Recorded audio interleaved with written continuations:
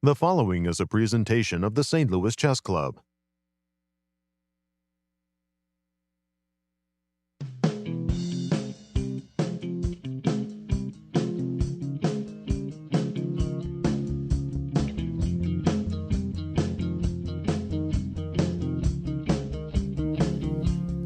Welcome everybody to round 6 of the 2022 Spring Chess Classic, live from the St. Louis Chess Club. I'm Alejandro Ramirez here with Grandmaster Cristian Chirila to bring you all of the action of these two round robins. Cristian, what have we had so far? Well, first of all, Alejandro, always a pleasure to be here with you in the studio, commentating on these amazing players. We have players ranging from the 2500 level all the way to the 2700 level. Those type of players that don't get that many opportunities outside of the US Chess Championships. They're not playing in the Saintfield Cup. But we do have these quarterly events that are back here at the St. Louis Chess Club, and I'm very excited to see what these players are going to bring to the table. Absolutely. It is an impressive field that we have here for you, Cristian, but it's not just that. I always love these tournaments. It's a great way for these players to become stronger, to get money to travel to other events, to be able to fight against players that are about their level and try to distance themselves into that elite pack. Of course, these events are not very common, and I am very happy that these quarterly events are back. So without further ado, let's take a look at what we have in the standings. After 5 rounds of chess, we see a clear leader in both groups, and in the A group, it's Ray Robson. After a very long round yesterday against Misha Antipov with the black pieces, he was able to score yet again. Sits at 4 out of 5, but he's very closely pursued by Ilya Nishnik and Aram Hakobian. Ilya winning a nice game yesterday, while Hakobian, wow, he just defended, survived by the skin of his teeth against Dariusz Swiercz yesterday. And Sam Sevian sits after his first win of the tournament on +1, 3 out of 5. Tied for 5th position, we have Jeffrey Chong, Dariusz Swiercz, and Hans Niemann. Jeffrey is coming from back-to-back losses with the white pieces. He's having a very difficult event up to this point. Hans Niemann also falling by the sword of Kamil Dragun, who is in sole 8th position yesterday. Tied for 9th position is Misha Antipov and Alex Lenderman, who both lost yesterday and only have scored 1 point up to this point.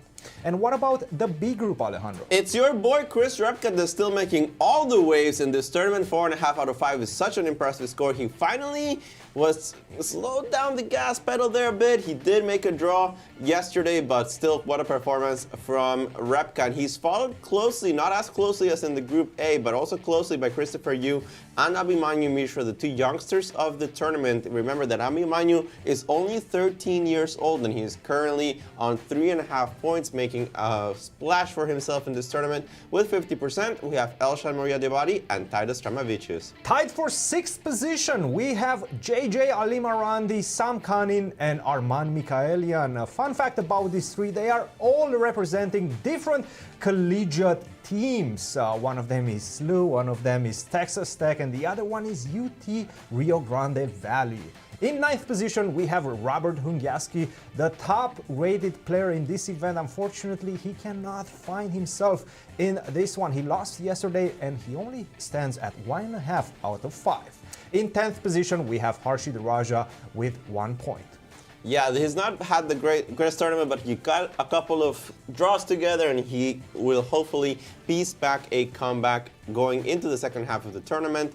We have everything there in progress, but let's take a look at the format first. It's 2 10-player round robins. The time control is classical chess, 90 minutes or 40 moves. You get another 30-second increment from move 1. And once you reach move 40, of course, you get an extra 30 minutes of chess. Very important to note, the players may not mutually agree to a draw in less than 40 moves. That they can find that elusive, perpetual, or repetition, but they cannot mutually agree to a draw. This is going to ensure that we're going to see a very combative event here at the St. Louis Chess Club.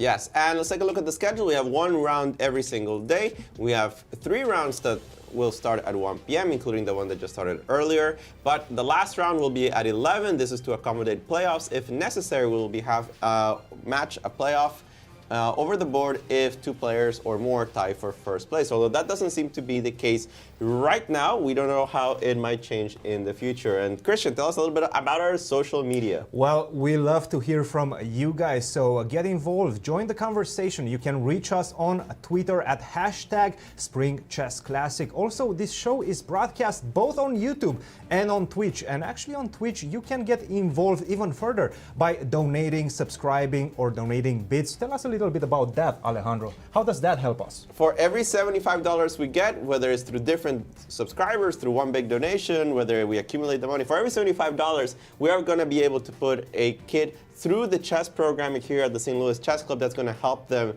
become better chess players, do better at school. It was the stepping stone that goes from all the way from scholastic chess up to the elite. You're going to be helping us with that. For every $75 that we get, we have one child in the entire semester covered. That's amazing. And let's look at the pairings, Alejandro. Let's see what we got in this tournament in Group A. Sam Sevian against Aram Hakobian definitely could have been the game of the day if it wasn't for perhaps even slightly more important one there at the bottom of the field. But that's a big one. Alex Lenderman is playing against Camille Dragoon. Neither of these players really being top of the line in this event, but still very powerful contenders. Ilya Nishnik is playing against Misha Antipov. Ilya is also currently sitting in second place, so that's an important one to watch. Hans Niemann and Jeffrey Shung, both players in 50%, trying to recover in this tournament. They have had a good start, but a kind of topsy-turvy middle ground there, and they're trying not to fall too far behind. Meanwhile, the game of the day certainly has to be Ray Robson against Dariusz Swiercz.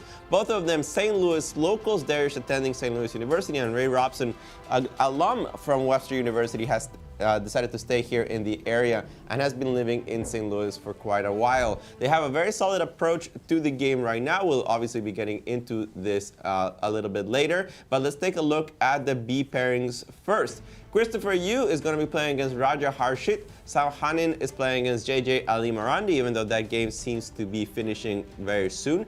Robert Hungaski is playing against Taitas Stramavicius. Armen Mikhailian will be playing white against the youngest player in the competition, Abhimanyu Mishra.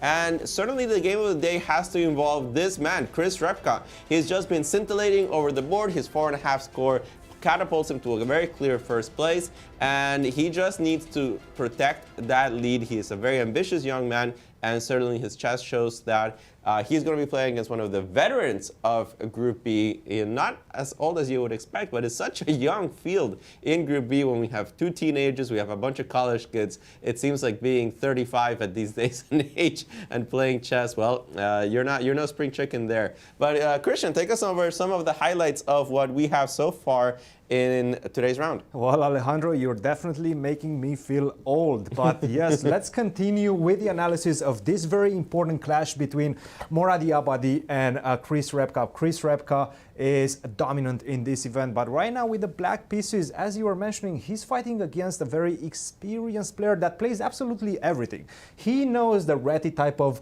positions after knight to f3, g3. He plays those. He plays the English setups. He plays d4 as well as e4, which was his decision in this game. And we've seen Chris Repka win a crucial game earlier in the tournament against Hungaski in the French defense. But this time he decides to go e5. He opens up with e5, knight to f3, knight to c6. This is, by the way, one of his main options. So definitely Moradiabadi was aware of what at least he wants to do in this type of situation. a6, bishop to a4, knight to f6, and an early d3. We know that castle is one of the options as well. Chris Repka generally plays the open Spanish with knight takes e4 after d4, b5, bishop to b3, d5, and so on. We're not going to get into those trenches, but it seems like Moradiabadi decided to go with d3 so that he can avoid the open Spanish. The open Spanish is considered to be quite equal if black knows exactly what to do and knows the ramifications in that particular line. d3, and now we see d6, c3, and g6. Deciding to opt for this fianchetto bishop on g7 rather than the typical bishop to e7. Interesting decision, definitely something that's still within the books of theory. g6 Castle, bishop to g7, rook to e1, castle, h3, b5, and I still think these players are within their theoretical knowledge. a5, bishop to e3, a4. Black is expanding on this side and trying to take more and more squares away from white's pieces. Knight to d2, rook to e8, c4. Challenging the pawn structure, taking advantage of the fact that I have a very nice battery constructed by this queen on d1 and the bishop on c2, attacking the pawn on a4. So you cannot sidestep this attack with the move b4. I like this move c4 by Elshan. We see bishop to d7, by the way, was played quite quickly in less than a minute. So definitely Chris still knew what he's supposed to do in this type of situations. Now, you might be wondering, why not just simply take on b5 and take an extra pawn? Well, the problem is that I'm going to go knight to b4, and right now you cannot defend the pawn on b5, and if you try to take another pawn, well, that's a problem, because I'm going to take on d3, a very big weakness in white's position. The knight invades white's position. You have to move the rook so that you don't lose the exchange, but then you lose a piece after knight to b2. This is big problems for white. So instead of that, he played a3, and now we have this position. And at some point, things went a bit wrong for Chris Repka, for the leader in the event. After knight to d4, queen to g5, it seems like this pawn is actually finally going to fall. And this is exactly what happened. Of course, you don't want to take it immediately, because after bishop takes a4, queen takes a4, well, the knight on d2 is hanging. That's what the queen on g5 is doing. Not only that it prepares an attack against the king via knight to f4, coupled with the action of the queen on g5, but also keeping an eye on the knight on d2. So instead of that, white played the move knight to f3, attacking the queen on g5, queen to f6, bishop takes a4, and this is just a pawn. I simply don't see the compensation. The engine agrees with this assessment, and it seems like probably Chris is not very happy with the situation right now. Still has some decent chances. Nevertheless, it seems like white just simply solidified his pawn structure. Now, in order to open up and try to create some counterplay, black has to make some concessions. That is opening up the king with this move f5. It seems like white might be taking the full point in this one and inflict in the process the first defeat for Chris Repka. Well, that would be a huge change there in the standings. But also, speaking of huge change, let me see what happened in this game between Robert Hungaski and Titus Tarmavicius. Oh, you can see it on his face. That is, oh my goodness. That is actually what. It's kind of hard to understand what he's missed, and you can really see on his face that he's understand that he's blundered really badly. Now let me go to the key position. A lot of things happened in this game, and honestly it was quite fun, but we have a 90-minute show. I really encourage you to go through the game if you want to enjoy it. But basically we got to this position where black's bishop is just under attack. He's white to play the move a3, but let's analyze the rest of the position. It's clear that black has a very strong attack on the king side. He has a queen and a rook here. It's going to be joined very soon by rook h8, and you can take on h2. This is all good stuff. The bishop is hanging, but Titus says, I don't really need to defend it. You can have this bishop if you feel like it, because if you take on b4, I take on h2, and I'm not going to go and calculate every variation, but the computer, I just turned it on to make sure everything is correct. Says there is no real defense against queen takes g3 and rook h1 checkmate. You basically have to shed all of your material. So Hungaski doesn't take on b4, it's poisoned. Instead plays the move bishop f1, defends the pawn on h2 with the rook. And here a very simple winning move, just as an example, would be to play the move bishop c5, attack the pawn on e3, and remain with the threat that Titus executed in the game, but he executed it at literally the worst moment ever. The engine is actually saying that this is completely winning for black, and it's not really a surprise, right? The bishop on c5 is currently attacking this pawn on e3. Queen g3 is a threat. It's not like white has any extra material. The bishop on b2 makes a very bad impression.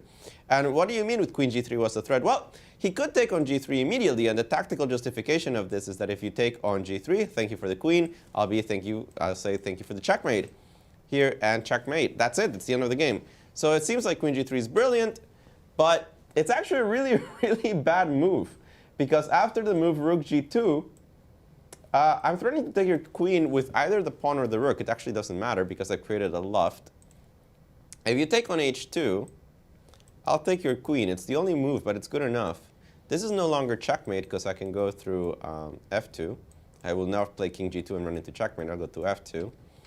And if you retreat the queen to, let's say, h4, you don't have an immediate threat, which means that I can finally execute my own of taking on b4. And that is just turn the game around. That is a disaster, Alejandro. That's that is an a actual complete disaster. Because after queen to g3, and it's very difficult to miss rook g2. Like, I don't really, understand. You have 2 moves in the position, 3 moves in the position. Yeah, you can go Right. king to h1, and then the queen on g3 is going to be untouchable. I can just simply go bishop to c5 or bishop to e7. That's easy. Right, that's to easy. calculate. Very easy to calculate. You have bishop to g2, which But- probably gets checkmated after rook takes h2. Or queen h2 or whatever. Or but queen rook, h2. rook h2 is probably made easier, and queen h2 you even stop calculating. So there's only one Or, move. or you take on g3, right? And Yeah, that's then you get checkmate in mated. 2 moves Right. again. And that's why he played queen takes g3. But how did he miss rook to g2? Like, what is the explanation behind this huge miss? I think the only explanation I can come up with, and here I am kind of guessing, it's as much guesswork as I can do, is that he forgot that rook g2 not only attacks the queen, but it actually gives a flight square. And he thought that he still could play rook h2. I have the feeling he completely forgot that in this position the king has f2. He must have mentally thought that king g2 is forced, and that's checkmate with rook h to h2, rook 8 to h2 checkmate. But he must have completely forgotten that this exists, and this is just a massive blunder, probably the biggest blunder that we've seen in the tournament so far, because I think this is the first blunder that takes a game that goes from completely winning to completely lost. And that is the cruelty of chess, right? And I just want to point out this important fact, Alejandro, because I was checking how much time did he spend on this sequence. Right, it started off at this point, right? Because you are leaving the bishop en prie with this move, rook to h8. So you have to calculate a little bit, right? Bishop takes e4 is obviously an option. Taking on b4 is an option. He spent more than 10 minutes on this move by itself. After bishop to f1, instantaneously, he played queen takes g3. He spent maybe like 20 seconds, right? Unacceptable. You cannot do that because you are, however, sacrificing a full queen. You understand that he cannot take it, but you still need to stop, think, assess, reassess, because at this point, there were so many ways in which white could have played, right, to defend against this rook takes h2. Bishop to h1 is an option as well. Bishop to takes e4 is an option as well. h4 is an option. Anything is an option, right? Bishop to f1 included. You cannot only spend 20 seconds on such a committal move. And that was just a practical mistake by Sremavichus. Yeah, very big practical mistake. You would say a bit of an inexperience, even though these are young players. Very experienced also. They are quite experienced. Yeah. I mean, Sremavichus has been playing chess at the Grandmaster level for forever. He was an IM longer than he should have been. He was one of those players that was a 2500 IM for a very long time. But he must be feeling terrible. I mean, blundering like this.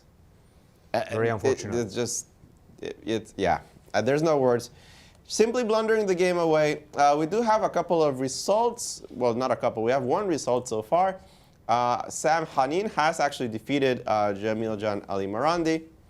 And I think Titus is like thinking about resigning and thinking about what It is resignable. It is completely resignable. He did blunder a full piece. It is completely lost. There's not even any counterplay for it. You didn't get any magic. There's no hook Nothing, you can attack. nothing. You're going to have to play g5, g4, g3. But before you get there, I mean, I'm just going to put my extra piece into motion and destroy you on the queen side. Yeah, big setbacks there. Let's finish up the B group because we're already there and we already saw more than half of it. Sam Sevian, as I mentioned, did win against Alimarandi. There was a kind of a strange game. This is the game between Christopher Yu and Rasha Harshit. It seems to be very favorable for the black side, if nothing else, because I do have an extra pawn as black, but more importantly, I think this king's a bit weak on f1. And even though black is facing the pair of bishops, I would definitely prefer to be on the black side here. I think knight d4, something along those lines comes. And it's a 2-result game. I don't know how often you win this. as black. I mean, the bishops are kind of powerful, and bishop e5 is a threat. They are, but after knight d4, that takes away from that threat. And the problem is, dilemma that you're facing as white is that if you take on d4, obviously I'm just going to take back with probably the pawn. Actually, no. Right now I can take with the queen. You can take with the queen because I think that you can take back as you promote one of the two pawns. I don't think that this might be resignable already. Yeah, this might actually be already completely lost. So you cannot take on d4. Yeah, I think What so. do you do in that case? Because my threat is quite clear. I want to take on e2 and checkmate you. Yeah, I think if you take on e2, even though this gives the opposite color bishop situation, the problem is queens are still on the board, and in many cases that means that... well, right now is a threat, because I'm checkmating. And right now it's a threat tactically, right? If you take on e2, I cannot actually take back with anything. Let me just make some move to illustrate the point. If you take with the king, it's checkmate in 1 with queen d1, and if you take with the king, bishop d3 is a very simple pin. So knight takes e2 is a very strong threat, and I like the move knight d4 a lot. I think it's also extremely natural. So I give black a very strong advantage in this position. So how do you defend after knight to d4? Are you forced to go bishop to d3, try to exchange a pair of bishops? Yeah, bishop d3 would be among my first instincts. Maybe king g2 is okay. Just sidestepping the pin. Because in this case, I do ask you kind of straight away, do you want to go into this? And maybe some queen e5 will force a trade of queens. I'm not saying that this will help white that much, but I would at least put that question on my opponent's plate. I think king g2 is by far the most logical move. I'm a little scared of moves like knight f5 with the knight hopping around. It's clear that black has excellent winning chances in this position, and I think... Actually, knight f5 in that position. Yeah, knight f5 maybe just finish the game. Quite good, yeah. So, yeah, a lot of trouble there for Christopher Yu. And in the final two games of this group, we have this absolute mess between Abhimanyu Mishra and Arman Mikhailian with the white pieces. As you can count it, white is down a piece. There's no answer to this bishop on b7. But for that, they have a pawn and a checkmate on 2 threat with the move queen g3, queen g7. Which can easily be sidestepped with king to h8, right? Yeah, this seems to be the most natural move, king h8, and that sidesteps queen g3, queen g7, because I can just play rook g8. That being said, a second problem arises in the position with the move knight d6. And the main issue with this is not only that I'm attacking the bishop, the rook, and the pawn, but if I manage to defend this bishop and the rook with rook e7, then after knight takes b7, nobody's actually defending the knight on d5.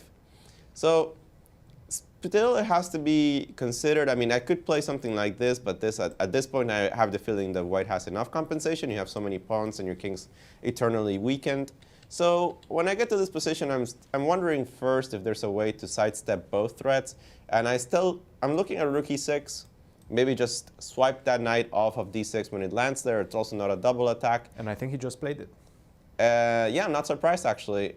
He played rook e6. And I'm actually surprised that white played this move so quickly. What did he play, rook d4? I think it's rook d4, yeah. Yeah, that didn't even cross my mind. I'm not going to lie. He played it so fast. He played it so fast like it was the only move. That move didn't even cross my mind. Rook to d4. Rook d4. Okay. Okay, I mean, it makes a lot of sense. You want to double up on the d file, and as soon as you double up, you create some immediate threats because you cannot leave with the knight at either to b6 or c7 because rook d8 is just close to a checkmate. I'm actually warming up to this move. I don't know if it's the best one. I don't have an engine with me, but it's a logical move, right? It's low. Sense. And it has an important lesson, I think, that for everybody that's watching the show and you're trying to build up your attacks and you feel, okay, I'm down a piece, I really need to cash in. I think a very inexperienced move would be to play the move knight d6. Try to cash in as quickly as possible. But in many cases, the knight is fine on f5. It's a very good attacking piece. This bishop won't join the defense anytime soon. So because the bishop is so far away, leave your knight in an attacking square. Don't try to cash in so quickly. Improve your pieces. Play rook d4, rook fd1. I like this approach from white. Objectively, I'm not entirely sure if he has enough compensation for a piece. Well, how about we just try to get ahead of the curve, and I'm not going to wait for you to attack my knight. I'm just going to leave with that knight immediately. Knight to e7, also trying to displace your very strong piece, the knight on f5. Yeah, knight e7 I rather like. The only reason I wasn't in love with the move knight e7 was the move knight d6. Alejandro, you weren't in love with my move? I was not.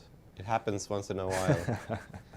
Bishop c6? Yeah, bishop c6, and I was trying to exploit the fact that I can play f5 here. Now, if you take on e5, I have this nasty double attack with queen g3. Very nice. And if you take on d6, I feel that both versions of taking on d6 should give me at least sufficient compensation. And with the move f5, now we understand why the rook maybe is on d4. Yeah, it's because the rook might be able to swing on the g file and join the fray, join the attack. Yeah, I like this move, rook d4. Yeah, this gets very dangerous very quickly. I didn't see the move rook d4 at all, but once you put it on the board, it's actually more unpleasant practically than it looks like. And again, I have some feeling that the objective evaluation of this is not good for white, but who cares about objectivity, where we have some fun chess and the board is wide open and nobody really knows what's going on. I like rook d4. I'm going to say it's a mess, leave it at that and move on. And we did see the Repka game in which not a lot of things have happened that's new. White still seems to be up a pawn for no real compensation. So let's move on to Group A. By the way, can we just stay on that game for just a second to show you go how ahead. we got to that position? I'm actually curious also. Because it's quite interesting, at least starting from this position, right? So white is trying to expand in the center, black is trying to expand on the queen side. And you look at the position, your opponent just threatened your bishop, you start calculating, right? You're thinking about, okay, I can take on f6, you take, I take, and let's calculate that position. Who knows how to assess that? Sure, you can go bishop to e2, just retreat, normal move. You can go bishop to e4, another normal move. You can even take on g6, right? Take on actually, g6, yeah. Why didn't you take on g6? You take on f6, then this seems like quite a good position for white. You're an extra pawn. Of course, black has some compensation given by this very strong bishop on the long diagonal, coupled with the action of the rooks, with the majority on the queen side. It looks quite complicated, right? After c4, he played the move bishop to f5. What? I would never think of this move. What is it? This is one of the funniest moves I've seen in a very long while, right? Because it doesn't actually threaten anything. It doesn't threaten anything. Also, it's a terrible move, by the way. It's a terrible move. Bishop to f5, knight to d5, and the position is already winning for black in one move because I have a couple of threats. One of them is to go knight to e3. That's going to be a family fork. I like the style. I like the style. I understand. Bishop I f5? understand.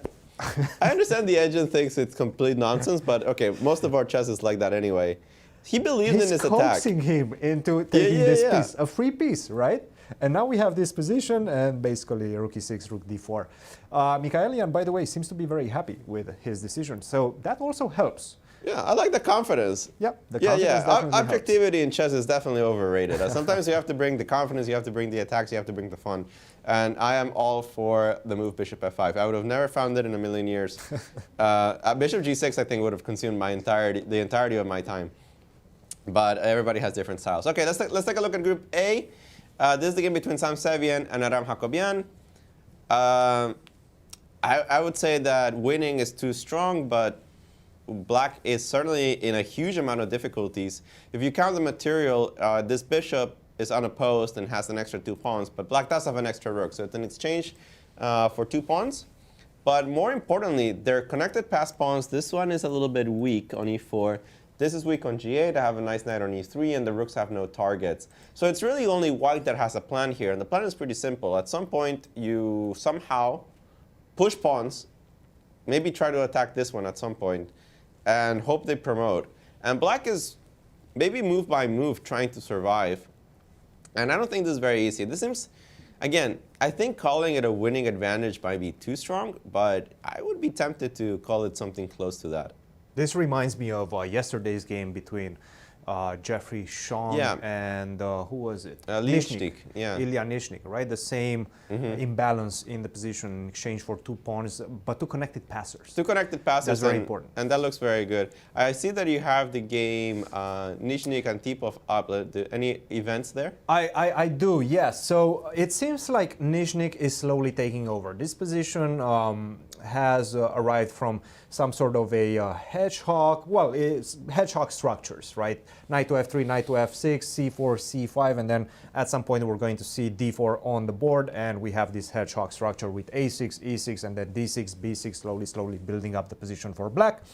And we got all the way up to, let's say, At this point, where black decided to go this move, knight to e5, a very typical way to defend against the threat of taking on d6. Of course, you don't want to defend with the move e5 because that allows me to have full control in the center on this square d5. Very, very important square in the position, and this gives white a, well, almost decisive advantage from a strategical point of view. So instead of that, of course, black played the move knight to e5, and now Ilya decided to take on e5. Now, this gives the dark square bishop a very important piece in white's position. Nevertheless, it also allows white to develop this pawn majority on the queen side. And that's going to be the important factor that gives him the advantage. Queen to e3, and now at some point we're going to see the expansion breakthrough with the move c5, which asks some immediate questions. How is black going to deal with this tension on the queen side? So we have this position, bishop to b6, knight takes a6, well, that's a free pawn, it seems like. Rook to c8, knight to c5, I'm giving the pawn back.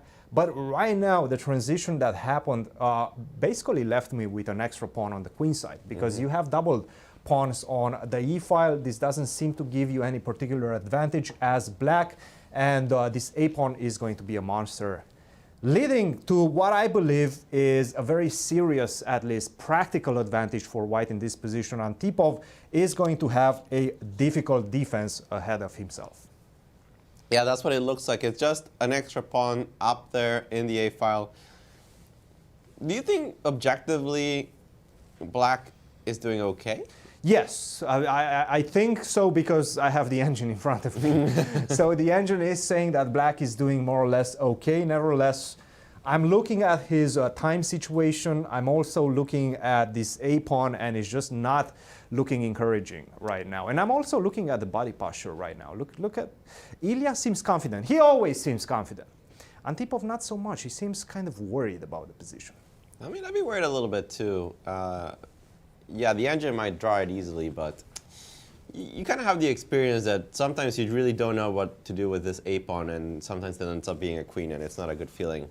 Well, we do have one of the winners so far of today's round with us. He has defeated JJ Alimarandi, and he's with Cristian Chirila. Thank you very much, Alejandro. Yes, we are with a very happy victor of today's round. That is Sam Kanin. Sam, first of all, welcome to the show. Welcome to St. Louis. This is your first time in St. Louis, right? Yeah, hello. Yeah, this is my first time, and I'm really excited about being here. So it's a really great tournament, very well organized, so I'm happy to be here. This is also your first victory in this event. How does that feel? No, actually it was the second. It's the second victory. Yeah, it was the second one. And actually it was the same opening, so I'm extremely happy with. Speaking of the opening, let's take a look at the game right now. Where did you feel like you're taking over? Did you feel like you got an advantage out of the opening, or where did you feel like you're taking over the game? Actually, I mean, it was, my opponent was prepared very well, so it was like the first line of engine. So if we go, yeah, h4. This interesting line of the Scotch. Yeah, it's very interesting, very double-edged. Yeah, very double-edged, very difficult to play for both sides. Yeah, and actually knight b6 is a great move. So sometimes black may make a mistake and take on d2 first. So, but here white is much better. Yeah, but knight b6 is good. So b3. Yeah, castle. Yeah, and here very important moment. So the first line of engine is queen e3, and if black take on d2, white take with a king, and it's extremely double-edged position. But I felt that my opponent is ready, so I didn't really want to go for these crazy lines. So I decided to play more safely. So I take on b4, yeah, queen e3, and actually I don't remember how exactly, but let's say f6, how it was in the game, bishop d3, and I was sure that my my preparation was like d5, ed, queen e3, yeah, fe, cd, and there are some like equal endgame, but I liked it for white because this pawn on d6 might be quite unpleasant in some, but it's a good line for black. Right. Yeah, and I didn't know move fe, so I started to spend a lot of time, and I might. It looks like you have some bishop takes h7, Yeah. knight g5, all those sorts of tricks. Yeah, actually, I spent most of my time because I didn't really was able to choose like, between knight g5 and bishop h7 because not so clear what is better. Yeah, finally I decided to go with a knight. Yeah, queen h6, decent move. Yeah, and here I was like not sure about this move, but I was kind of afraid taking with bishop because he just go away, and I didn't realize how I play next because his next move is d5 and he starts to. Things are starting to become extremely complicated, right? Yeah. Your king is a bit shaky as well. Yeah, and I didn't. I mean, I can make a long castle, but it's kind of dangerous, and all of these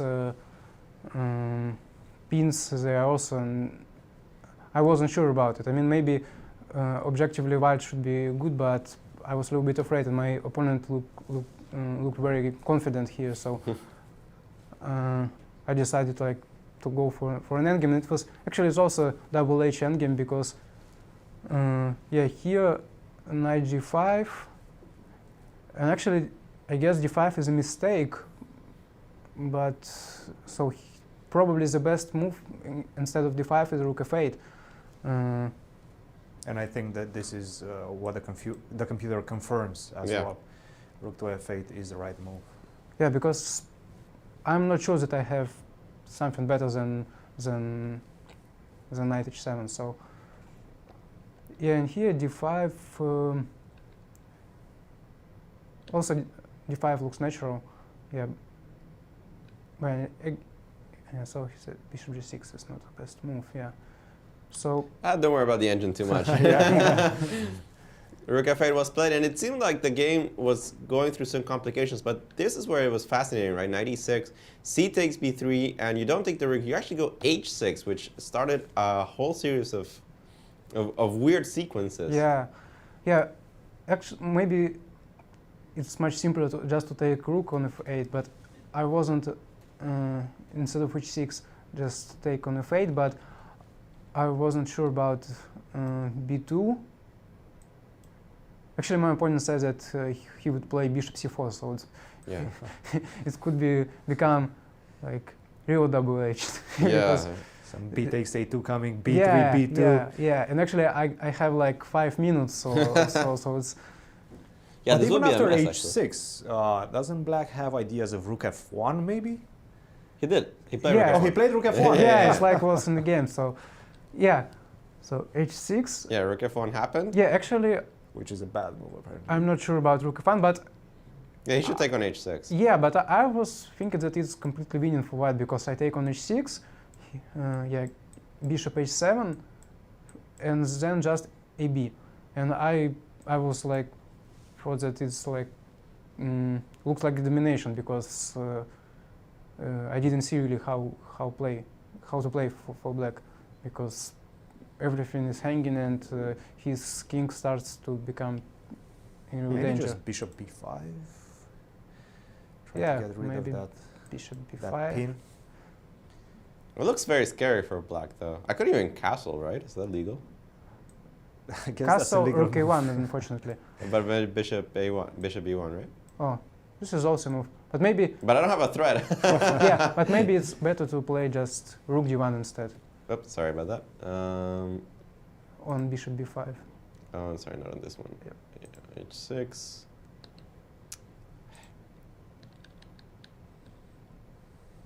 And then takes on h6.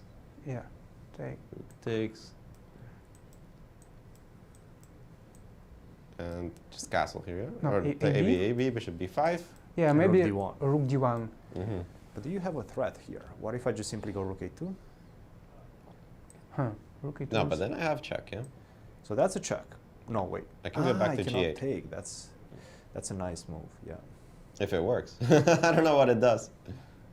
I guess I have to go to e7 in that Yeah, case. rook a2 is a decent move. I didn't see Mm-hmm. this one. Might not be the end of the world, right? Yeah, maybe that's why it's not so bad for black to take on h6. I'll just ask the engine and figure it out. Actually, long castles is the best move. Oh, Yeah, long castles is winning. Not winning, it's +1.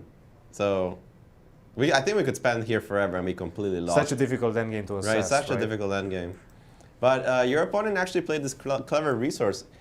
H6, Rook F1. yeah, I was actually happy to see this move because I thought that I calculated it pretty good, but maybe it's not so clear. So yeah, fun. Yeah, and probably here b2 is definitely Yeah, b2 is a very strange move. He has to go Yeah. 95, right? yeah, knight d5 looks decent, and here I guess I should find king g1 because if I Yes. play king f2, he takes on e2 with a rook, and I'm losing. Right. That's a big difference, right? Yeah, so you have to play king g1, and the engine still gives you a huge advantage.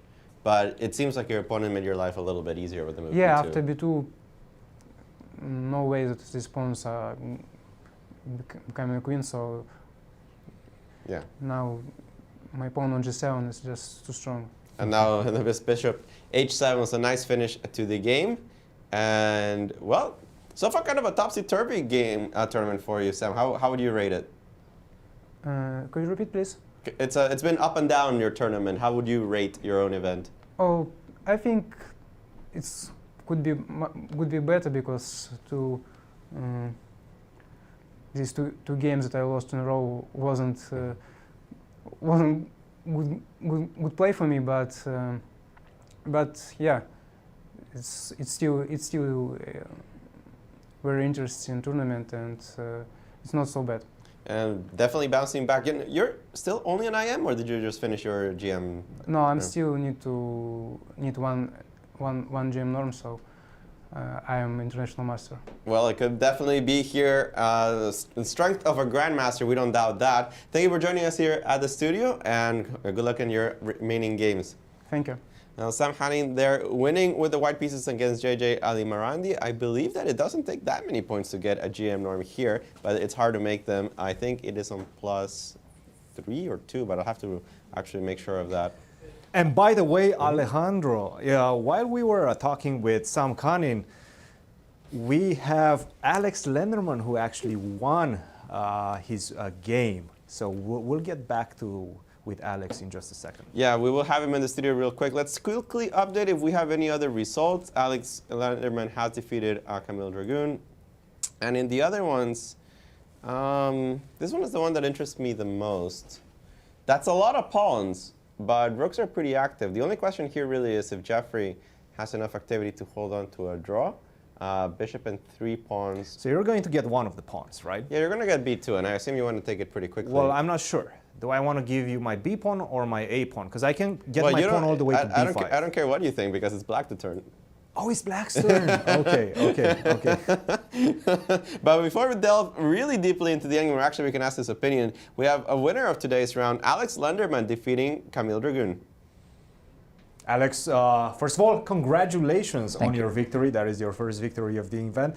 Kind of a difficult event for you up to this point. What does this victory mean for you? Well, it was just nice to play a good game because the first 4 games were really not enjoyable for me. Like, I was defending every game, the positions were not enjoyable. So I decided yesterday to try to play something more interesting, something new for me. Okay, even though I lost the game, okay, it's a more enjoyable game than the previous one, so I wasn't that unhappy because, okay, there are definitely worse things right now happening in the world than just losing a chess game. So yeah, I was trying to go into the game with a positive mindset, like the 4-round tournament completely from scratch. And yeah, just focus on playing a good game, getting a position I was relatively comfortable with, and going for a fight. Well, let's look at the game and see where do you feel like you're taking over the initiative? Because it felt like quite a balanced, let's say, opening phase of the game, but after that, you at some point took full control of it. I guess I was a little bit surprised that he gave me the d5 pawn. Okay, I knew I had some initiative. Bishop to c8. Wow. Yes.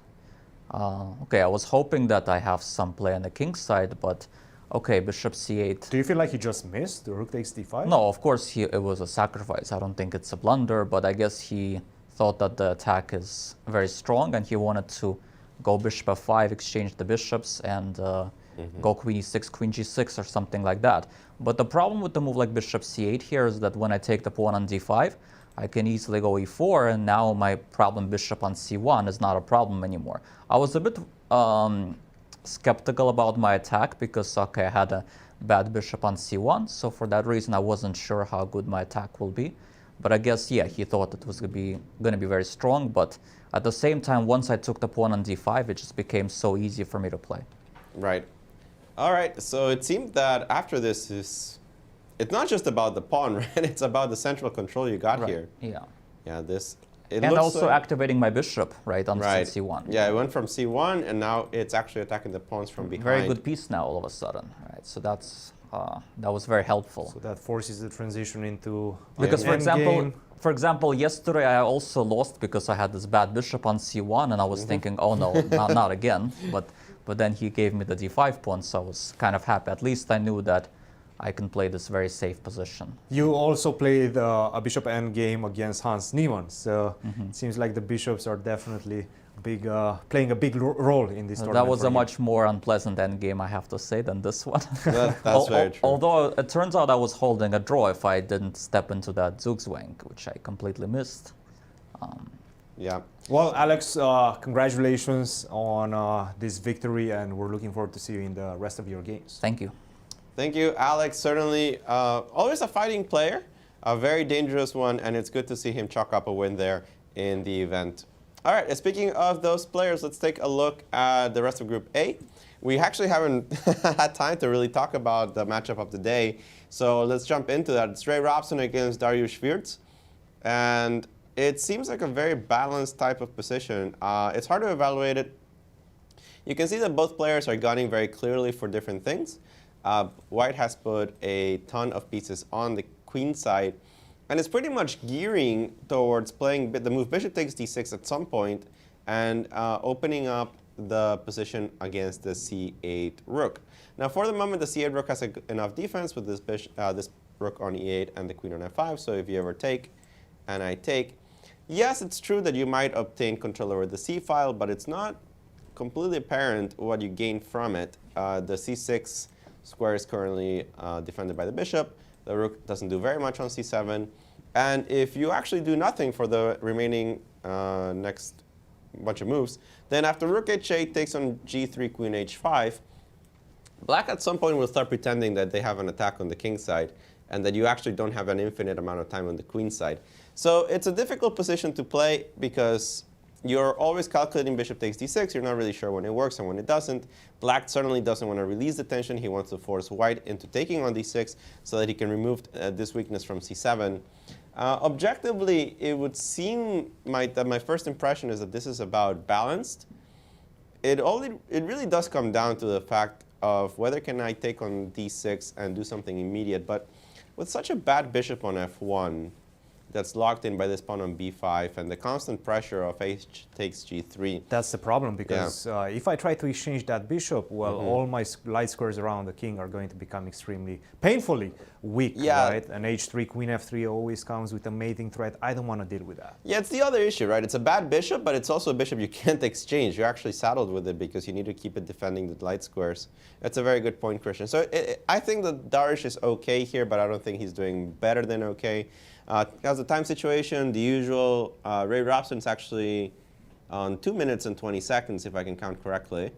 Is that actually true? Yes. Typical Ray.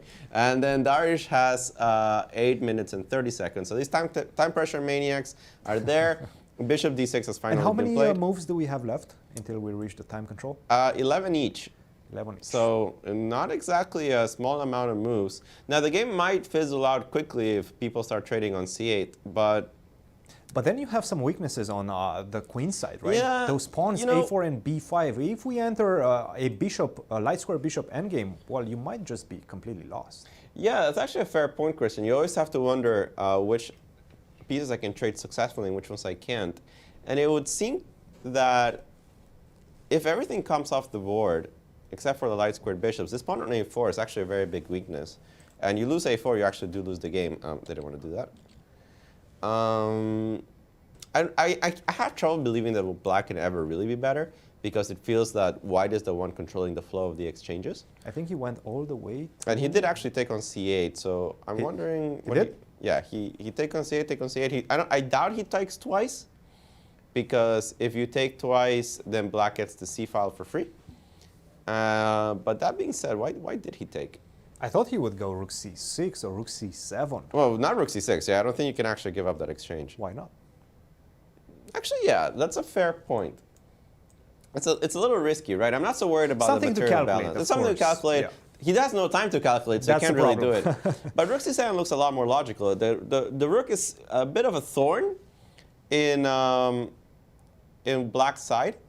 And if you ever take it, it's just a better version of the game, right? Because of my rook's on the 7th rank, I can reinforce it with queen c3 if necessary. I am a little bit surprised by the timing of bishop takes d6 and rook takes c8. I felt like white could have done it at a better time, but also kind of understandable of what he's doing. That being said, the more I look at the position, There's some pressure for black. yeah, the more I'm finding it uncomfortable for white, and I'm not saying that just from the bias point of view that that's my student. But I am actually curious on what he's going to do in this position. We'll have an answer soon, as I see a couple of moves being played. I believe it was rook takes c8, right? Rook takes c8, yes. We do see rook takes c8, queen takes c8, and now we're expecting some sort of maybe queen to a3. I understand that this is probably still equal, but it feels like black is on the better side of equal. It's much more equal for black. It's much That's more for equal sure. for black. That's how we like to say it. It's more equal for black than for white. This looks like Ray is the one holding the defense more than anything. I don't know why this was necessary, like why any of this was necessary. First of all, bishop d6 doesn't seem like I'm taking on g3 right now. And more I'm importantly... threatening to take on g3 potentially and then go rook to h8. Right, but I thought I could wait for it, right? Can you? I don't know. Can I make some useful move? Can I play queen c2, for example? Sure. Queen to c2, but now the question arises. All right, let's take on g3 first. See what you take back you with. cannot take on g3 first. Why not? Can you? If I I think so. take on here, you take back, you take here, you take Then I here, take and I back. don't have queen takes. Correct. Because queen f2, queen h2 is checkmate. So I'm going to just take back. I don't want to take with... You can take on d6 still first and then decide what you want to take. Yeah, but let's just take here. I don't see the problem. Sure, but now can I go rook to h8? I don't think you can do this. I think I just take, right? And I don't have a checkmate. Huh? No, there's a lot of nice looking checks, including queen h3, queen h2, or queen h5, queen h2. But then you just simply go bishop g2. Yeah, That my bishop chills. Fianchetto bishop is so strong. Yeah, I think Fianchetto bishop is a very good defender. I don't see how this bishop will trade itself for this one. So you don't really have the time for do that. I mean, you could do it a little slower and take on a3 and then go rook h8. But even in this scenario, I'm not entirely sure how you're going to be making progress. And at some point, I'll go rook c3, rook takes c7. I don't know. I mean, it just felt like even earlier, I'm not saying that necessarily in this position, but even earlier when this position was something like this, Ray had the option of taking on d6, but I think he ran out of plans and is currently on this position after the move queen a3. Queen a3 looks fine. And I think the black is on the better side of what should be a draw anyway, to be perfectly fair. Absolutely. All right, what else do we got? Well, let's look at this important game between Moradiabadi and Chris Repka, because I don't think we've looked at it in quite a while, and a lot of things have happened, a lot of simplifications in the position. We left it after this move f5, and I said that, sure, black is trying to find some sort of counter chances, but at the same time that weakens the king. So let's see where that took us. E takes f5, g takes f5, f4, rook to c5, queen to d3, rook to d5, queen to e3. Black is just simply, first of all, black is a pawn down, right? And that's a big problem. Not only that, but black has a weaker king. Black has a huge weakness on f5 that I'm going to be able to target. And I also have a passed pawn on the a file that I'm going to be able to utilize to convert my advantage in the endgame. So nothing points to the fact like black might be able to survive this one. Rook takes d5, b4, c5, rook to e1, threatening all sorts of discovery attacks with knight to c3, pointing at the knight on e6 as well as the rook on d5. He decides to defend that knight with king to f7, and now we have this position. Well, to be honest, after rook to d2, it does seem like white is in pole position to take a full point. It has this very nagging pin on the to g8 diagonal. The king is still weak. I do see this active rook. I like this for black. Look, black has one piece that is playing an active role in this position, and I think this is all he can hope for at this point. So this one is looking good for white. Nevertheless, black still has an active piece. We're going to have to wait and see how this one develops. Absolutely no problems on either of these players' clock. Chris still has 11 minutes. White has Moradiabadi 4 minutes and only one move to make. And let's see what's happening in this game between Christopher Yu and Harshit Raja, because it seems like Harshit just simply took over. And right now, they made the time control. And I think Harshit is just completely winning. We left it off after this move, knight to d4. Yeah. And you were mentioning you're very attracted to this move. It's very central. It seems like it's improving the position as much as possible. And we were looking at the move bishop to d3. Instead, white decided to go king to g2. And I think we analyzed this as well. We thought knight f5 was crushing. Which it is. Which it is. And he played it. Knight f5 instantaneously. A very important moment. After queen to e5, this very precise move by black, queen to d8. Not only that, it supports the attack on h4. This knight is defending the g7 square, so there's no checkmate on this diagonal. This is crucial for the position. But also, my queen is ready to deliver the checkmate. If I manage to land the queen on h4, that queen is going to drop down to h2, and that's just going to deliver the checkmate. So I think he just missed this move, queen to d8. Yeah. It's an easy move to miss. I would assume queen to g6 is much more natural, and then I can just simply defend my pawn on h4, keep the two bishops in play, and the position is not as easy, right? But after queen to d8, which I do believe Christopher just simply missed, black is crushing. Black is completely breaking through. He's going to win another pawn, and the king is very close to being checkmated. Queen to f4 was followed by queen to e7, bishop to f1, knight takes h4, and I'm not 100% sure if Christopher Yu has resigned or he's still playing. They've made the time control. It seems like they're still playing. But after taking on g3, knight to g6, you have to defend against this queen to h4 coming, right? So the only square to do that is a g4, but after that I'm just invading with the queen. My king on h7 is perfectly safe. This is over. Yeah, this is just too much. This is over. It's the extra pawn and it's the extra everything, and queen e3 is coming. Queen e3 finishes the game on the spot, if he finds it. I mean, he's going for it. Yeah, there's nothing else. Yep. Queen e3, very nice. It seems like Raja will be getting his first full point of the tournament. That kind of opens up a fight for second place, as Christopher Yu is one of the leaders outside of Chris Repka. No, absolutely. Christopher was on 3.5 out of 5, following closely behind Chris Repka, with Chris Repka potentially losing. Yeah, this will really open up all the tournament, because Abhimanyu I don't think is winning either anyway. We'll go back to that game. Let's take a look. We are being told that we have a question from the Twitterverse. Let's take a look. Allah 172, I'm not going to read all that. St. Louis Chess Club, is it really true that most juniors are not as strong at endgames as other phases of the game? Some seasoned GMs claim so. If yes, why? Hashtag Spring Chess Classic. Well, thank you for your question. Let's get into it. My personal opinion is that this is quite obvious. You can see it at the top level of chess pretty much all the time. And the reason is simply because of experience. There are some endgames that you can teach, and there are some endgames that the only way that you learn them is when you lose them. and then you kind of build up this instinct on how to play them. A very clear example, I was talking to Peter Svidler a couple of days ago on the broadcast of the Belgrade Grand Prix on how Vidit, a very strong Indian super grandmaster, well over 2,700, was playing this game against Wesley So.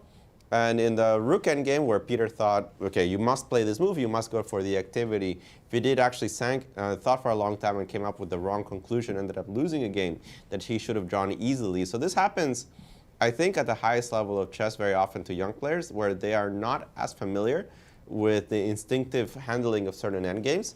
And it's just a relative thing, and it becomes stronger and stronger the more they play chess. But to me, this is This is more or less normal. Yeah, you build up a lot of endgame experience throughout your years that you can't really teach. Cristian, your take. I do agree with you, and I want to build up on that. I think it's a clash between generations Also, because right now the young players are mostly training with the engines, with their computers. Actually, not a lot of them have trainers. And I remember back in the days when, first of all, the engines were not as powerful. You were forced to analyze by yourself alongside your trainer, alongside your training partners, endgames as well. You were often getting into those endgame situations, and you were spending a big portion of your training time on those endgames, which in return was giving you the necessary skill, the improved skill. Right now, the players are definitely spending the majority of their time in the opening phase whenever they're preparing. And I just see this as a clash of generations. Nevertheless, of course, once you reach a certain point in your career, once you gather that experience, that critical experience that you were talking about, of course, those endgame skills follow. I agree, absolutely, Cristian. And speaking of endgames, let's take a look at a couple of them. We have this game between Sam Sevian and Aram Jacobian. Aram, who survived really by a miracle yesterday against Dariusz. And if he survives today, well, that'll be the second miracle in a row because his position is really bad. And here Sam has an interesting practical option. He could take on d8 and pick up the pawn on e4. But trading rooks usually makes his life a little bit more difficult. And he's actually gone for the move rook takes d8. So penetrating on the dark squares later on is going to be actually pretty hard. But it is a lot of pawns. I'm not entirely sure if this is winning or closer to a draw. It's definitely not going to be a fun defense for the black side. It might be objectively winning, but it's not so easy to see. The other option that he had is to preserve the rooks, go something like check here on bishop c4, and make sure that this rook is able to do a discovery on the next move, and preserve the rooks on the board, but it's not clear that you're going to be able to win this pawn on e4. So he takes it right away, the move g5 is on the board, and that certainly was a difficult decision for move 40, but he made it at move 41, so he must be very confident on his analysis. I still think this is closer to a win than a draw, but it's going to be a long one.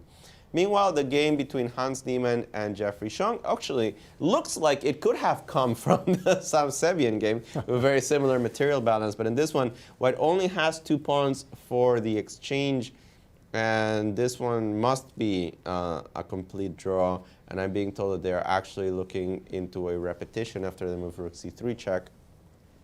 Don't think black's ever better either. No, certainly not. So this one seems like it's just going to finish up in a draw. We're going to wait for the handshake here, as Hans, I think, could play king g2 and claim the draw. Let me count it out.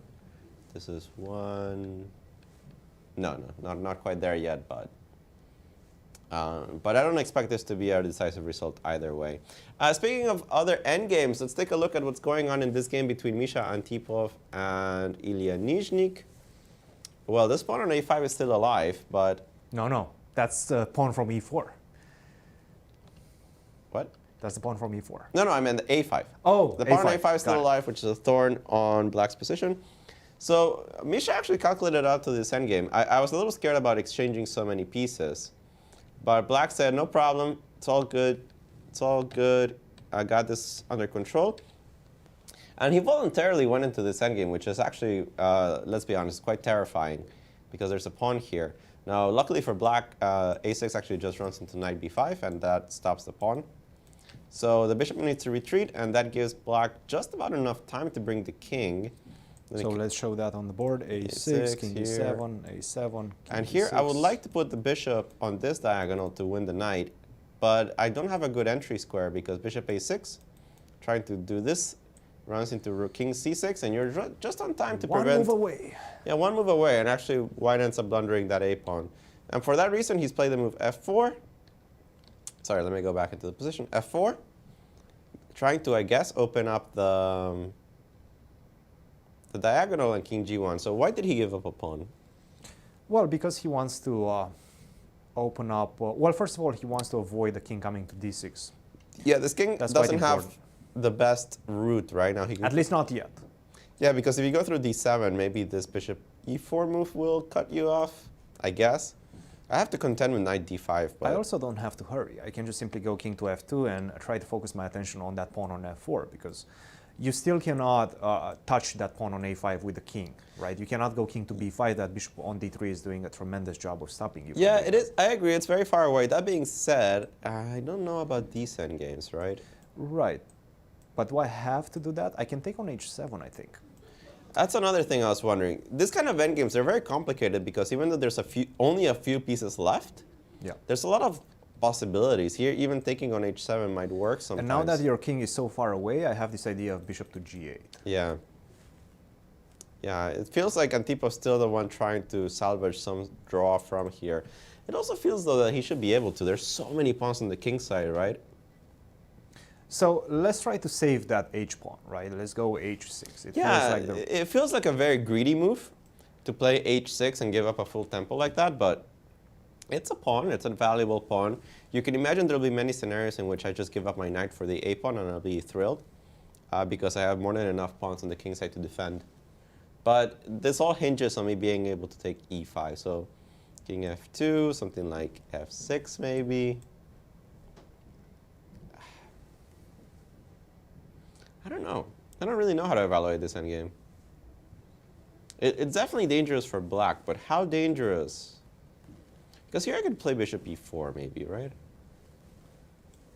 Yeah, bishop to e4. So you're trying to go bishop to b7. No, but yeah. Then you go a6, I go knight b5, right? Yeah, that's another question, right? Am I actually promoting this pawn? Because the moment you hit a6, I can go, whoop, knight b5, knight a7, you still have a lot of work to do. That being said, you're so far away from everything. Can I go rook king f3 and pretend?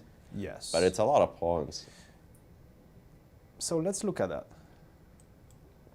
King to c7. Yeah, king c7, and I could even consider this, right?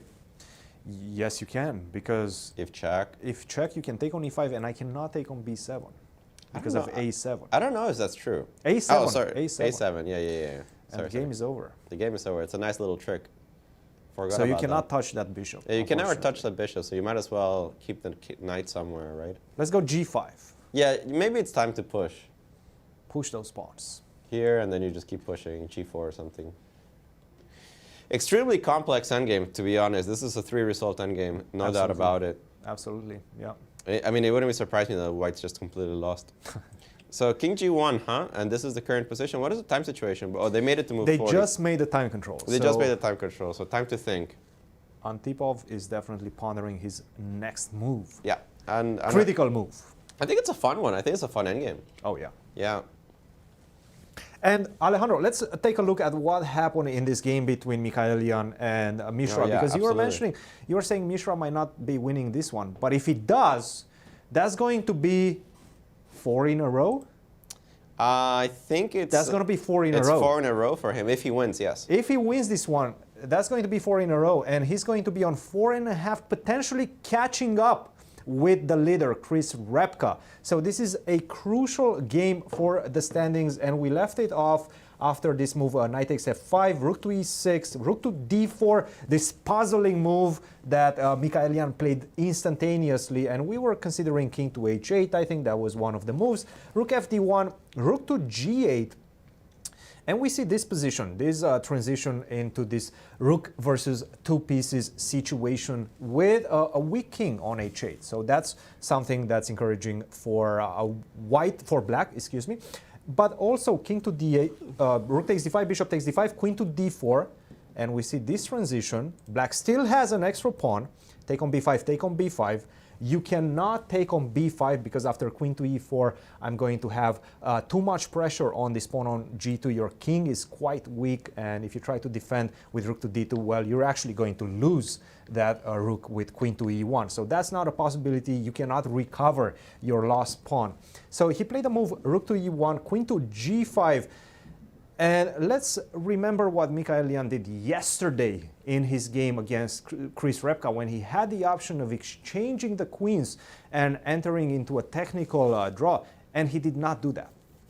He did not do that. He allowed Chris to potentially build a decisive advantage. Of course, Chris did not convert that, but still, it was the wrong decision in this type of situation.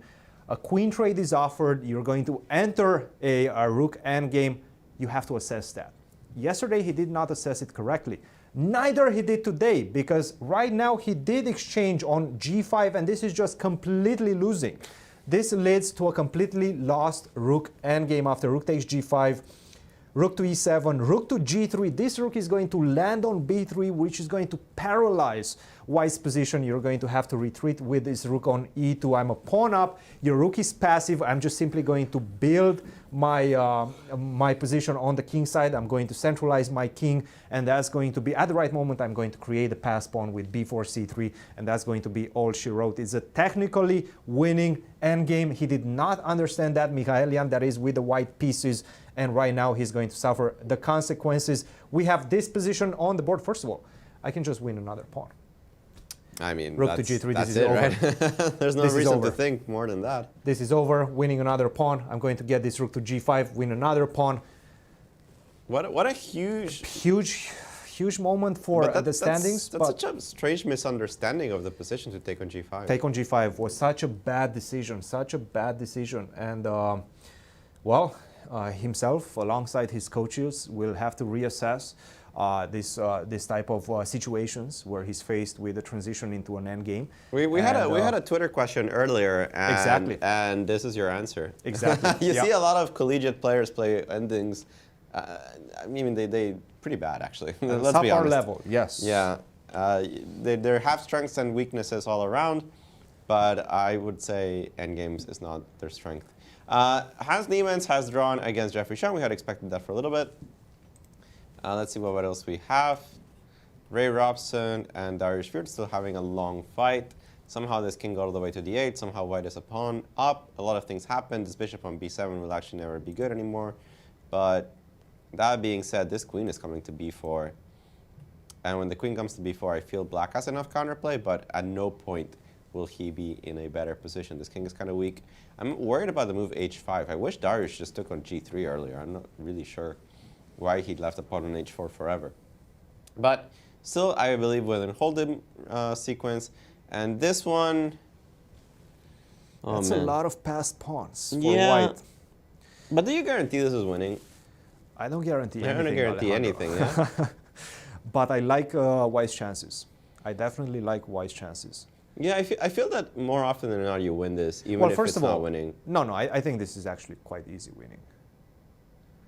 Really? Well, you take on f4, right? No, I don't think I can take. I think I have to go king f. If you take and I get my king all the way to f4 and this pawn to g6, yeah, we stop arguing. We Right. agree with this. But you play king f6. Okay, so now I go king f3. I'm not going to take on g5. Yeah, now I don't know. Do something with the rook Sure. h8 or whatever. Now I'm going to take on g5. You take on g5 and I take take back. here. And now all I have to do is defend the g4 pawn with my bishop Oh, from wow. f5. This is actually very surprising, but apparently we're in table-based territory. And it's winning, right? And it's winning, yeah. Yeah. Bishop Yeah, F5 just is bishop winning. f5. Then I bring my king on the other side of the board, which is going to force a reaction from you. You cannot stop my pawns only with your rook, so you have to follow me Right. with your king. That's just going to allow me to push my g pawn, which is going to be winning. And king f6 has been played. Just out of curiosity, since we're already on the table base, this is actually a draw. Because the king goes to f4. Yeah. You need to actually play king f3 first. He's played king f3. I don't know if he has a better move. Let's put the rook somewhere else. I don't think it'll make a difference, right? No. I assume that I can take and... That's, I'm doing, my plan is very easy. And this is a draw. Are you kidding me? No, this is a draw. You're joking, aren't you? No. This is straight up a draw. The engine says this is a draw. So after bishop to f5, you go rook e8? Is that it? You go rook b4, and this holds. This makes no sense. I understand that it makes no sense, but This makes zero sense. I mean, computers make a fool of us all, especially table bases, which we never really understand. The move rook d1 is on the board. The engine says that actually loses, because the only move that wins in this position is the move king e3. No. Very clever move. No, but he's never going to play this move. No, because you see rook e1 check, and you think, why did I give up my pawn on Exactly. on g4, right? Apparently, you don't get back in time. This is actually winning. and you have to start pushing I understand the that, but this is not easy. But there's to nobody make. that doesn't play bishop f5, right? Correct. But this is actually a draw because you cut the king. And somehow you can make progress. Wow. I mean, this is beyond human understanding. I guarantee you that even if we brought Fabi Caruana to the studio and again, he will not know why. Okay, let's try for an easier approach. King to e2 first. Instead of... taking on g5. Yeah, maybe king e2 is an easier way to do things. Much more practical. Much more right? practical, right? Rook d4, I guess? Rook d4, king e3. Yeah, and this you can understand being completely lost, right? The thing is you go to b4 here. Once again, we don't understand anything. I guarantee you this endgame is... Okay, rook to b4, I take on g5. I have to take on g5. Yeah, yeah, this is drawn. Now it's a draw. Now there's a draw. The moment that I can take on g5 is when the moment the engine tells me, oh, look at that, I have a table base. For those that don't know what a table base is, the computer at some point, and most positions in chess thinks. It thinks about what to do. It thinks about the ramifications. In table bases, they don't think. It's just a database that tells you, hey, these are all the possibilities that can happen from this position. They're all mathed out. You don't have to think anymore. Just consult your database. And Okay, so why? so why? Explain to us. There's no why. Yeah, there's no why in table bases. No, They're table why bases. this position is a draw? I don't know. It Let's just go is. bishop to f5. Let's try to play I don't- without the table. Close your table base, Alejandro. I mean, I can't, right? Because the Close it. Find a way to moves close that it. we make won't make any sense.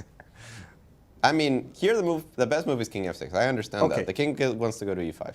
King d3. King d3. We want to push these guys together. This makes a lot of Yes. sense.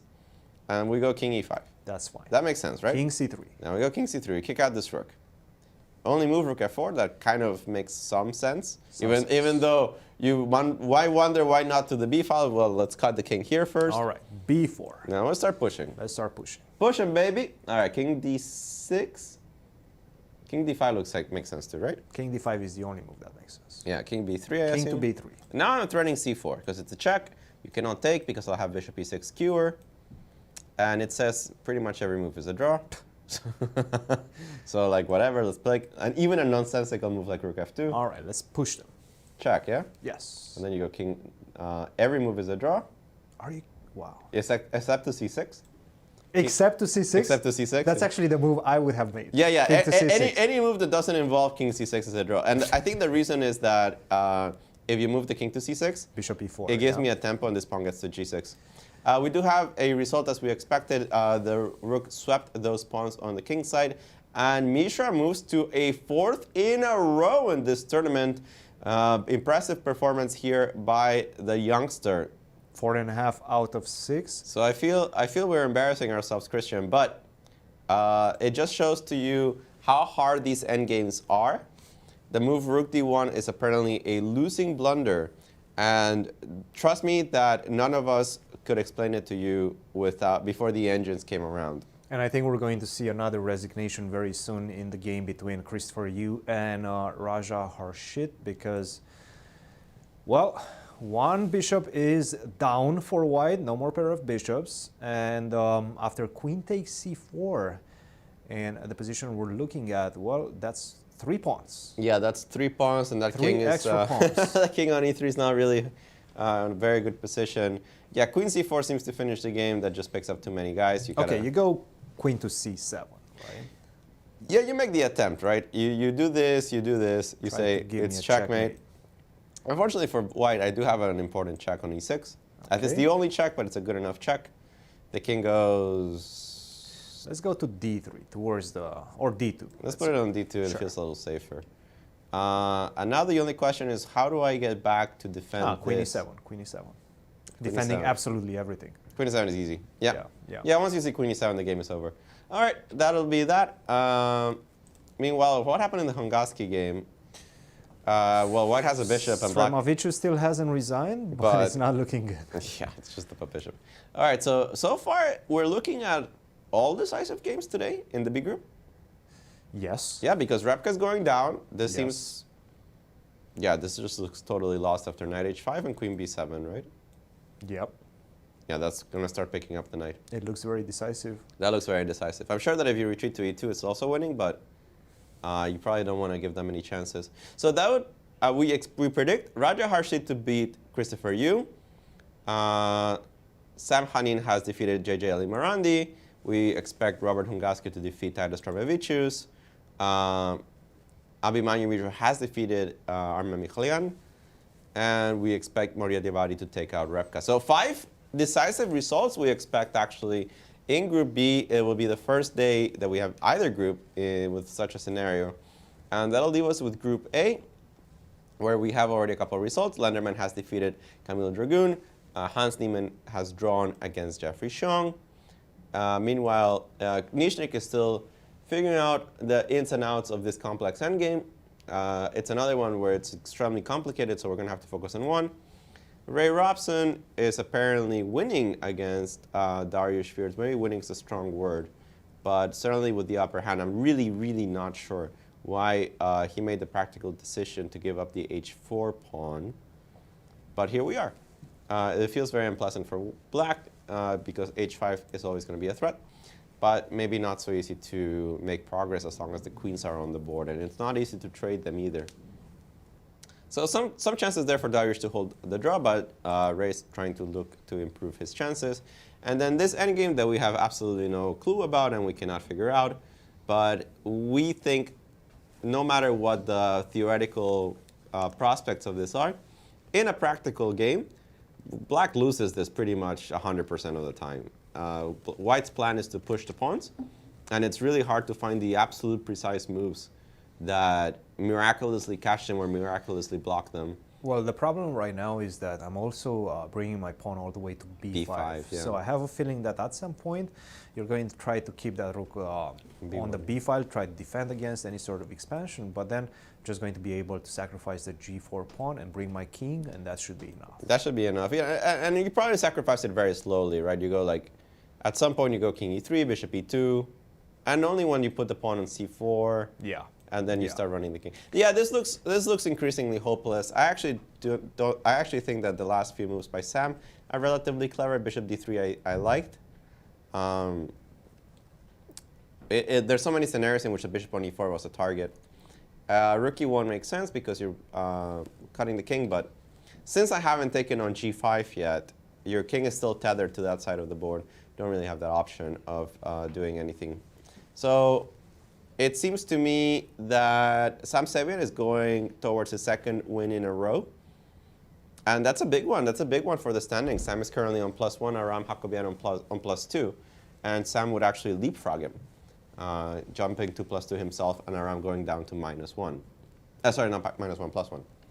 Sam is currently on 3 out of 5, Aram on 3.5, and Sam will reach 4 out of 6. I think Aram knows very much so that he's lost. Even if he doesn't know theoretically that he's lost, you just don't give yourself any hope of actually finding the table-based defense of these things. No.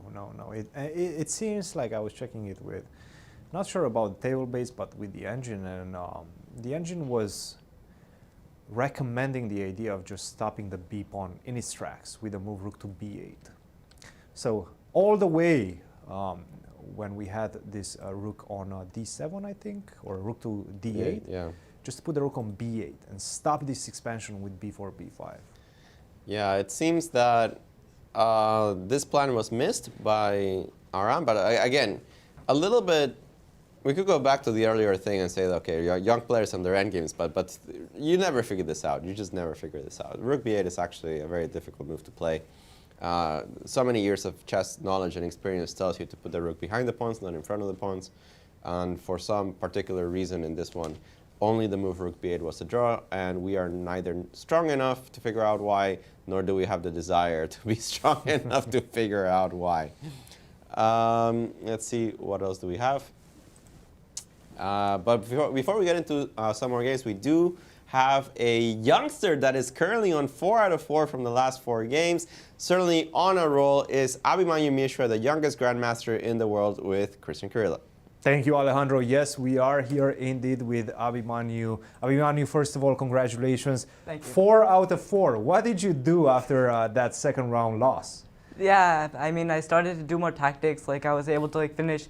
What I was trying to do after that was finish my opening preparation before that day itself, after coming back from the game, and then just do a lot of tactics. And that's helping a lot because they were like, for example, this game against my first game, which I won in a row, that my game against Raja.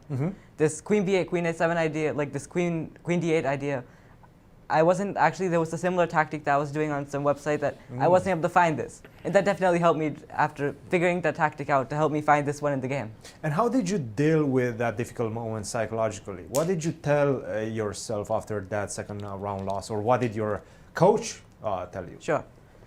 So I just told myself, okay, losses happen to everyone. I mean, there's not a single person in the world who has not come without a loss.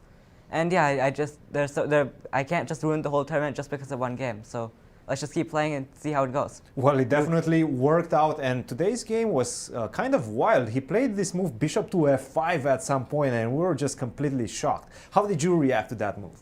Yeah, bishop f5 I was very confused about. I was considering bishop takes g6, and like h takes g6, e takes f6, and it's very messy, but I'm honestly not sure what's going on. Like rook e6, there's f5. And I think, yeah, black is still under some pressure here because rook takes f6, fg6. Rook g6, there's rook d7.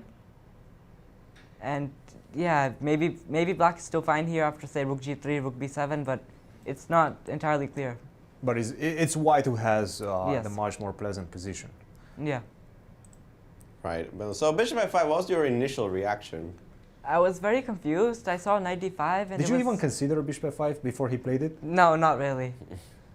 Because I saw, okay, anyways, I have this knight d5 move. So knight d5, and now it's knight e3 is always a threat, and he played this queen f2 idea. After knight d5, queen f2 I think is like, with white, either you have to play queen f2 or queen e2, because other than that, knight e3 is a threat, and gf5. So queen f2, gf5, knight f5.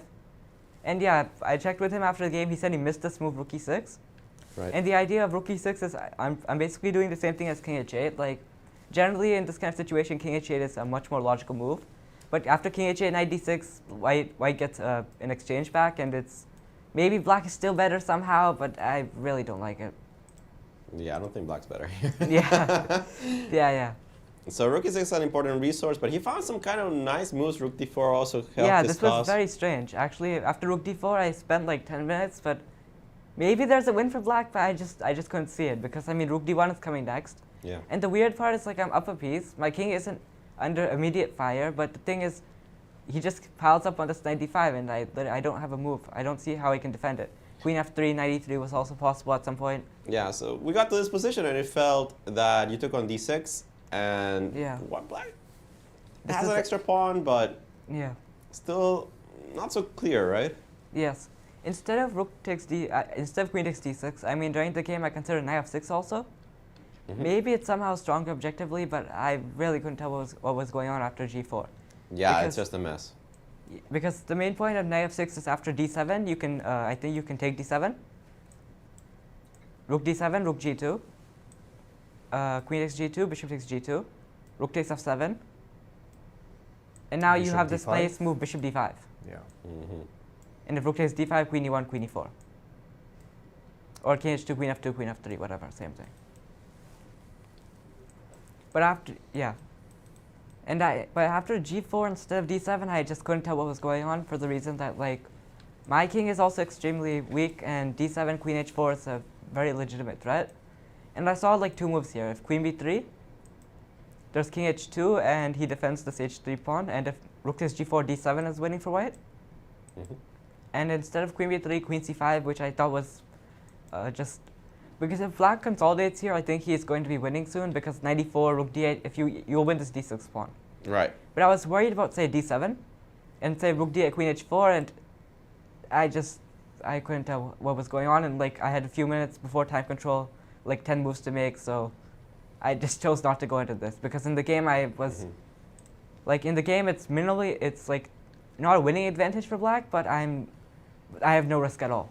Were you surprised by his decision to exchange the queens Yeah. with queen to After, g5? yeah, because I think he missed this move rook g3, which was a great, like, yeah, rook e7, rook g3, and black is just like winning. Because by I bring one my tempo. rook to b3, king comes to g6, I play h5, h4, bring my king to f4, like, white is just tied down. Like after king f2, I think black has this nice move, rook d3. d5, right? Ah, you mean king Rook- f2 right now? Not Yeah, king before f2. rook e7. And if like rook b3 or rook d3, like both of them are really great, because the idea is rook d3 is that you cannot play rook b7 because of rook b3. King Rook e2 D2. is impossible due to rook b3 again. But also rook d2, right? Yeah. After rook b7. Yeah, and if king e1, I can just like play king g8, and the thing is I kind of gain a tempo, and or maybe even h5 first. And by making sure that this king cannot come in to defend b2, his rook is always going to be tied down to the defensive b2 pawn. And yeah, it's very difficult for him to defend here, if it's possible. I think it's just lost. This rook Yeah, is yeah. just a great piece. On b3, it's just going to be doing everything defending and attacking. So, yeah, certainly a bad concept there for him. But you must be feeling thrilled. There, 4 in a row. Great chances to be actually tied for first place going into the 7th round, as we think that Chris Repka is actually losing his game. Did you feel that you had good chances to win the tournament before it started? Yeah, before the start of it, this was my goal, to come here and try to win this tournament. Whether it works or not, I wasn't exactly sure, but I was just trying my best to win this. Well, you certainly are on the way. Nice few games you put strung there together. Abhimanyu, good luck in the next few games. Thank you, Alejandro. All right, let's take a look at what else we have left. We are expecting resignation in a few games. Robert Hungaski has been down a piece against, up a piece against Titus Stramovicius for the better part of an hour or two. And that has not really changed. The game between Roger Harshit and Christopher Yu is still going on, but only in name only. I mean, those are two connected free pass pawns on G7 and H5. I really don't think you can stop those. No, probably I just have to go. I like knight C8. Defends the pawn. You don't need the knight for... Okay, I don't like this move. It's a strange move to put the knight Why there. not knight c6? Why not knight c6 is a very, very strange... I mean, the knight on c8 is completely controlled by this bishop. It feels so unnatural to do this, even if I put my pawn to a4 and a5. Look, it's probably still winning. It must be winning, right? You go king here, you push the pawns, you eventually hit the pawn, then it's winning. And I think It's a strange move, but what it's his winning. plan is that you cannot play the move a4 right now. So I am going to put the knight on b6 in the next move, because right now I go knight b6, you're forced to play a5, and I have knight c4. And if I manage to exchange those two pawns, the a5 for a7, then this is just an easy win. Yeah, this is very easy actually with g7 and h5 against the bishop. It's not even close. So knight c8 a strange move, but I think as long as he found one of the two, he's winning. Easy win here for Raja. Opening up the tournament, as we mentioned, and also opening up the tournament is this game between Elshan Moradiabadi and Chris Repka. Though, you know, Elshan hasn't had the best technique in this tournament. He actually retreated the knight to e2. We left it over here. I was thinking he was going to play knight h5, hit this queen. He might have been a little bit scared about the move queen g6. But I was eyeing this check, and I felt like the check was annoying enough that something would fall, although maybe I'm being optimistic, although maybe I'm not being optimistic. You have to go to f8. Let me explain why. If you go to g8, I have the move rook takes e6. That's a very simple distraction. This is not checkmate. This is not checkmate because the queen is defending.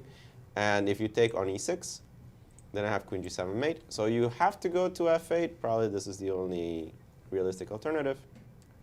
And now it's time to calculate. And now it's time to calculate. I was hoping that it would be kind of easy, but Let's go. Rook takes e6. yeah, rook e6 might just pick up material, right? Let's go. Queen g7. Check, here, Knight check, f6. here, check, here, check.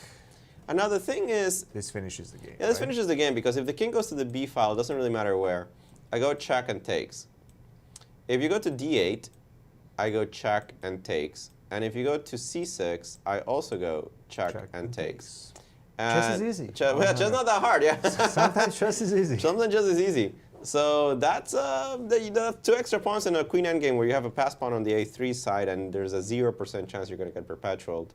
So Is black, there a way to find some sort of stalemate in the position? Probably not. probably Yeah. not, no Yeah. way, yeah. I mean, I'm taking the rook. Yeah, this would have finished the game. So unfortunately, Moradiabadi sometimes does this. He doesn't actually sit down and calculate and finish the game off. And it's an important part of technique because... Although he did spend a lot of time on this decision. Really? He spent maybe 10-15 minutes. it all looks very straightforward. Am I missing something? Knight h5. This queen... Maybe king to e7. Oh, sorry. So queen to e7. Let's go queen to e7. Yeah, but I don't calculate this, right? I don't care about this move because the queen doesn't generate a threat. Right. And you're not threatening on g2, like knight is just a nice attacking piece. I can choose whatever I wanted here, queen c3 or queen f3 or whatever. So from a practical perspective, you're just saying that queen to g6 has to be the most concrete and the only one that you should calculate. Right, it's the only one that presents a challenge. Yeah. Otherwise, you go knight h5 and on queen e7 and just figure it out next move. All right, so let's see. And to be even more precise, yeah, I think the move queen c3 actually just finishes the game. But it doesn't matter. The queen g6 is the only move. Queen b7. You go queen b7. The king has to go to f8 for reasons already explained. Yeah, that looks like the only. Okay. So you can give a check first. King to f8, rook takes c6, and now I go rook to d1 first. And then you go rook d1, and the rook is hiding somewhere, maybe, right? As we are being told, Sam Sevian won his game against Aram Hakobian, a big one for the standings. Check here. Check here. I think this is what he was spending most of his time And on. probably he spent most of his time here, right? Because even when you get here, I'm not really sure I'm going to pick up this rook in so many lines. It looks winning, but from afar, I wouldn't be able to guarantee it the way I was guaranteeing the other positions. Yeah, still a lot of work to be done, but I do expect Elshan to finish it off eventually. Let me just really quickly take a look at the Ray Robson game, and then we can take a look at what's happened so far today. I have no idea what's going on here. They've been repeating moves, so... Yeah, but you know that Ray loves repeating moves just to gain time. So I'm he could not sure still he gained too much time. Ray Robson repeats moves to gain time, but spends 10 minutes doing the 3-4 repetition. All right, let's take a look at what's happened so far today with Group A. Well, we have two games that have finished. That is the victory of Alex Lenderman over Camille Dragoon and the draw between Hans Niemann and Jeffrey Chong. We're expecting a win by Sam Sevian. Actually, Sam Sevian has won his game. Ilya Nishnik against Misha Antipov and Ray Robson against Dariusz Swiercz are still very tense battles. Probably going to be finishing in a draw, both games. And how about the B group, Alejandro? Yeah, the B group is the one where we expect 5 decisive games. Despite the fact that we only have 2 results up there, all 3 of the remaining games are so heavily to one side that we don't expect them to slip it up. Christopher Yu is currently losing against Roger Harshit. Robert Hungaski is currently totally winning against Titus Stramavicius after the Lithuanian player blundered a full piece. And Elshan Moradiabadi is currently in the driver's seat, more than that I would say, against Chris Repka, which is a huge result for the B group, especially paired up with that game in which Abhimanyu Mishra with the Black Pizzas defeated Arman Mikhailian, as they would be the players tied for first place going into 7th round. Well, Alejandro, this is it for us today, the abbreviated show of the Spring Chess Classic. Don't forget, we will be back tomorrow with round number 7 at the same time, same place, on Twitch or on YouTube, depending on where you are watching. 3:30 p.m. Central Time, 1 p.m. is when the game start, and we'll see you tomorrow. We'll see you tomorrow. There's still 3 more rounds of chess after today. Join us for that, and we'll see you there.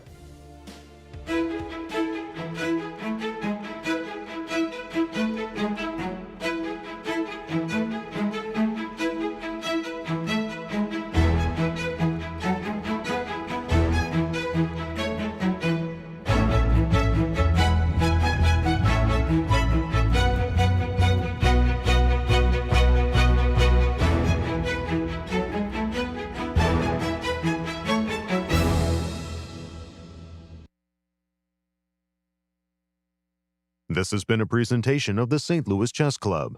Any reproduction or distribution of this content without the express written consent of the St. Louis Chess Club is prohibited.